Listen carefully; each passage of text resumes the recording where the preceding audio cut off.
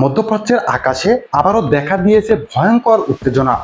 5 দিনের নীরবতার পর এমন এক সময় বিস্ফোরণ ঘটল যখন বিশ্ব তাকিয়েছিল ওয়াশিংটনের দিকে। ডোনাল্ড ট্রাম্প ও বেনিয়ামিন নেতানিয়াহু যখন গুরুত্বপূর্ণ বৈঠকে বসেছেন, ঠিক তখনই ইরান ছড়ে দিল একের পর এক ক্ষেপণাস্ত্র। লক্ষ্য জর্ডানে থাকা মার্কিন সামরিক অবস্থান।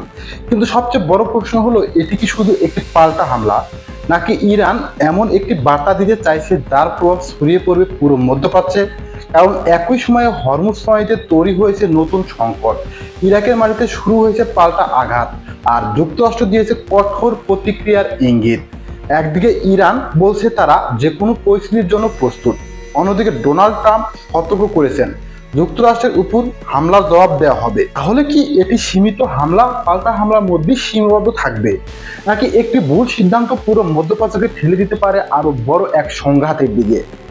আজকের এই ভিডিওতে বিশ্লেষণ করব ইরানের এই হামলার আসল উদ্দেশ্য কি, কতটা ক্ষয়ক্ষতি হয়েছে, কারা কি দাবি করছে এবং সামনে সবচেয়ে বড় ঝুঁকি কোথায়। প্রথমেই আসি সেই ঘটনায় যা পুরো পরিস্থিতিকে আবার উত্তপ্ত করে তুলছে, জর্ডানে ইরানের ক্ষেপণাস্ত্র হামলা। প্রতিবেদন অনুযায়ী ইরান মধ্যপ্রাচ্যে থাকা মার্কিন সামরিক অবস্থানকে লক্ষ্য করে একাধিক ব্যালিস্টিক ক্ষেপণাস্ত্র নিক্ষেপ করে। এই হামলার লক্ষ্য ছিল জর্ডানে একটি গুরুত্বপূর্ণ মার্কিন সামরিক অবস্থান, যেখানে যুক্তরাষ্ট্রের সেনা ও সামরিক অবকাঠামো রয়েছে। হামলার খবর ছড়িয়ে পড়ার পর জর্ডান জুড়ে নিরাপত্তা ব্যবস্থা জোরদার করা হয়, আকাশে প্রতিরক্ষা ব্যবস্থা সক্রিয় করা হয় এবং স্থানীয় পর্যায়ে সতর্কতা বাড়ানো হয়। যুক্তরাষ্ট্রের দাবি, তাদের প্রতিরক্ষা ব্যবস্থা দ্রুত সক্রিয় হওয়ায় ক্ষেপণাস্ত্রগুলো প্রতিহত করা হয়েছে। মার্কিন কর্মকর্তারা জানিয়েছে বড় ধরনের ক্ষয়ক্ষতি এড়ানো সম্ভব হয়েছে। অন্যদিকে ইরানের দাবি, তারা পরিকল্পিতভাবে মার্কিন সামরিক অবস্থানকে লক্ষ্য করে এই হামলা চালিয়েছে এবং এর মাধ্যমে তারা একটি স্পষ্ট বার্তা দিতে চেয়েছে। তবে এখন পর্যন্ত এই হামলার ঠিক কতজন নিহত বা আহত হয়েছে তা নিয়ে দুই পক্ষের মধ্যে ভিন্ন তথ্য রয়েছে। যুক্তরাষ্ট্র বড় ধরনের প্রাণহানির খবর অস্বীকার করছে, আর ইরান তাদের হামলার সফলতার বিষয়টি তুলে ধরছে। কিন্তু সবচেয়ে গুরুত্বপূর্ণ বিষয় হলো, ক্ষয়ক্ষতির চেয়েও এই হামলার কৌশলগত প্রভাব ছিল আরো অনেক বেশি। কারণ জর্ডান কোনো সাধারণ সামরিক অবস্থান নয়। মধ্যপ্রাচ্য যুক্তরাষ্ট্রের সামরিক কার্যক্রম পরিচালনার ক্ষেত্রে জর্ডান একটি গুরুত্বপূর্ণ ঘাঁটি হিসেবে আমেরিকা ব্যবহৃত করে আসছে। ইরাক, সিরিয়া এবং আশেপাশের অঞ্চলে নজরদারি ও অভিযান পরিচালনায় এই অবস্থানগুলোর ভূমিকা রয়েছে। তাই ইরানের এই হামলা শুধু একটি ঘাঁটিতে আঘাতের চেষ্টা নয়, বরং যুক্তরাষ্ট্রকে দেওয়া একটি সতর্কবার্তা হিসেবেও দেখা হচ্ছে।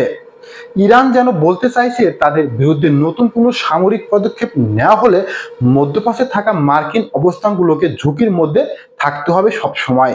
আর এখানেই তৈরি হয়েছে সবচেয়ে বড় প্রশ্ন, এই হামলা কি শুধু প্রতিক্রিয়া, নাকি ইরান ইচ্ছা করেই এমন একটি সময় বেছে নিয়েছে যখন যুক্তরাষ্ট্র ইসরায়েলের নিজেদের পরবর্তী কৌশল নিয়ে আলোচনা করছে?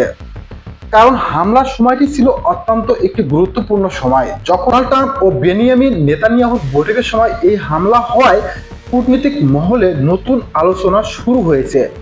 এখন নজর থাকবে যুক্তরাষ্ট্র পরবর্তী পদক্ষেপের দিকে।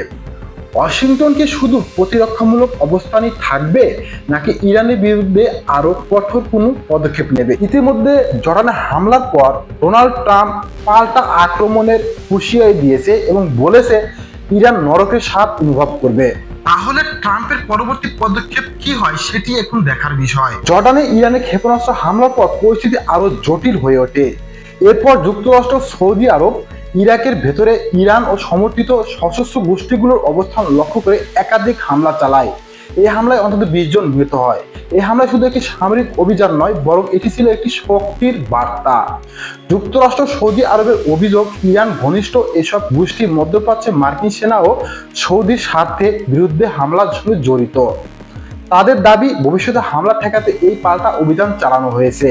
তবে ইরাকের ভেতরে থাকা ইরান সমর্থিত গোষ্ঠীগুলো এই তীব্র হামলার নিন্দা জানিয়েছে। তাদের দাবি, এই হামলা তাদের বেশ কয়েকজন সদস্য নিহত হয়েছে এবং অনেক আহত হয়েছে। অন্যদিকে যুক্তরাষ্ট্র ও সৌদি আরব বলছে তারা নির্দিষ্ট সামরিক লক্ষ্যবস্তুতে আঘাত করেছে এবং বেসামরিক ক্ষতি এড়ানোর চেষ্টা করেছে। তবে এই হামলার পর সবচেয়ে বড় উদ্বেগ তৈরি হয়েছে ইরাককে ঘিরে। কারণ ইরাক দীর্ঘদিন ধরে যুক্তরাষ্ট্র ইরানের প্রভাবের মাঝখানে অবস্থান করছে। একদিকে ইরাক যুক্তরাষ্ট্রের সামরিক উপস্থিতি রয়েছে, অন্যদিকে দেশটির নিরাপত্তা কাঠামোর ভেতরেও ইরান ঘনিষ্ঠ বিভিন্ন গোষ্ঠীর প্রভাব রয়েছে। ফলে ইরাকের মাটিতে নতুন করে পাল্টা হামলা শুরু হলে পরিস্থিতি দ্রুত নিয়ন্ত্রণের বাইরে চলে যেতে পারে যে কোনো সময়। এখন সবচেয়ে বড় সাসপেন্স হলো, ইরাক কি আবারও যুক্তরাষ্ট্র ইরানের মধ্যকার সংঘাতের প্রধান ময়দান হতে চলেছে? কারণ অতীতেও দেখা গিয়েছে যুক্তরাষ্ট্র ইরানের সরাসরি সংঘাত এড়িয়ে চললেও তাদের মিত্র ও সহযোগী গোষ্ঠীগুলোর মাধ্যমে লড়াই ছড়িয়ে পড়ে।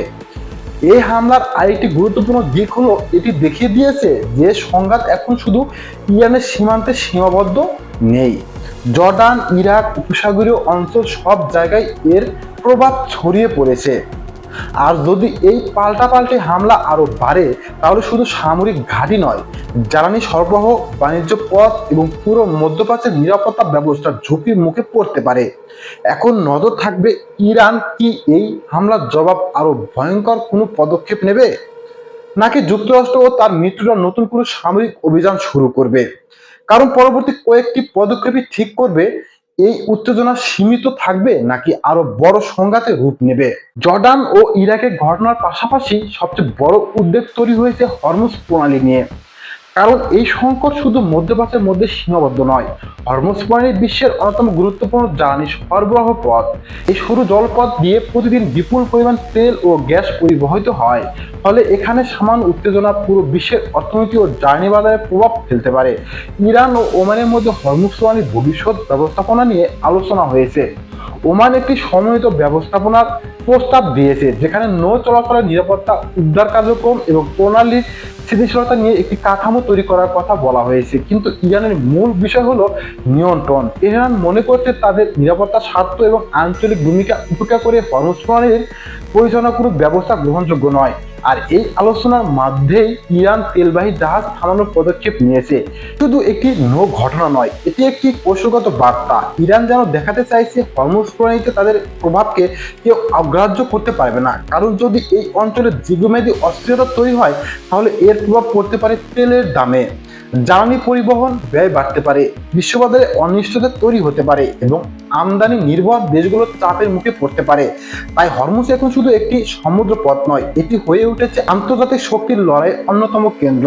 এখন সবচেয়ে বড় প্রশ্ন হলো, সামনে কি হতে পারে, বড় যুদ্ধ নাকি নতুন সমঝোতা? প্রথম সম্ভাবনা সীমিত সমঝোতা। একটি পথ হলো কূটনৈতিক সমাধান। ওমান সহ কিছু দেশ ইতিমধ্যে মধ্যস্থতার চেষ্টা করছে। যদি যুক্তরাষ্ট্র ও ইরানের সরাসরি সংঘাত এড়িয়ে আলোচনায় ফিরে আসে, তাহলে উত্তেজনা কিছুটা কমতে পারে। হরমুজ প্রণালী, সামরিক ঘাঁটি এবং আঞ্চলিক নিরাপত্তা নিয়ে একটি সীমিত সমঝোতার পথ তৈরি হতে পারে। দ্বিতীয় সম্ভাবনা, ছায়াযুদ্ধ আরো বাড়বে। আরেকটি সম্ভাবনা হলো দুই পক্ষ সরাসরি বড় যুদ্ধে না গিয়ে পরোক্ষ সংঘাত চালিয়ে যাবে। ইরাক, ইয়েমেন, সিরিয়া এবং উপসাগরীয় অঞ্চলে বিভিন্ন পক্ষের মাধ্যমে পাল্টা হামলা চালাতে পারে। এ ধরনের সংঘাত সবচেয়ে বিপজ্জনক, কারণ এটি দীর্ঘস্থায়ী হয় এবং ধীরে ধীরে পুরো অঞ্চলকে অস্থিতিশীল করে তোলে। তৃতীয় সম্ভাবনা, বড় ধরনের সংঘাত। সবচেয়ে ভয়ঙ্কর পরিস্থিতি হবে যদি কোনো একটি হামলা ব্যাপক প্রাণহানি ঘটে। যদি মার্কিন সেনা, গুরুত্বপূর্ণ সামরিক ঘাঁটি এবং বড় কোনো অবকাঠামো ক্ষতিগ্রস্ত হয়, তাহলে যুক্তরাষ্ট্র আরো কঠোর প্রতিক্রিয়া দেখাতে পারে। আর সেখান থেকে একটি সীমিত সংঘাত বড় আঞ্চলিক যুদ্ধের রূপ নিতে পারে। এই মুহূর্তে সবচেয়ে গুরুত্বপূর্ণ বিষয় হলো, দুই পক্ষই শক্তি প্রদর্শন করছে, কিন্তু একই সঙ্গে কূটনৈতিক পথও পুরোপুরি বন্ধ করেনি। ইরান দেখাতে চাইছে তাকে চাপ দিয়ে সহজে নিয়ন্ত্রণে করা যাবে না। যুক্তরাষ্ট্র চাইছে তার মিত্র সামরিক উপস্থিতির নিরাপত্তা নিশ্চিত করতে। কিন্তু প্রশ্ন একটাই, এই শক্তির লড়াই কি আলোচনার টেবিলেই শেষ হবে, নাকি কোনো ভুল সিদ্ধান্ত মধ্যপ্রাচ্যকে আরো বড় ভয়ঙ্কর পরিস্থিতির দিকে ঠেলে দেবে? আগামী কয়েক দিনের ঘটনায় সেই উত্তর বলে দেবে।